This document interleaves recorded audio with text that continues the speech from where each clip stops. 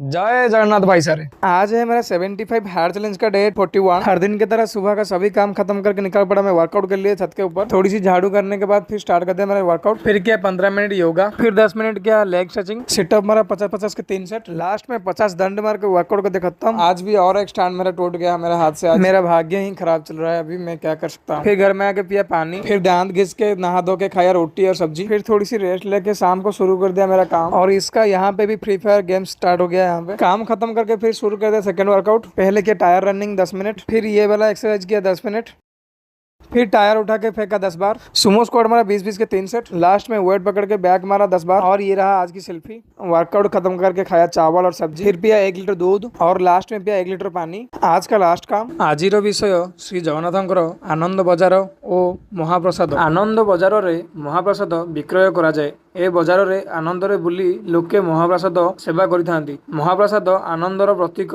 होइथिबारु महाप्रसाद प्राप्तिर बजार को आनंद बजार बोली कुहा जाय थाए। जय श्री जगन्नाथ।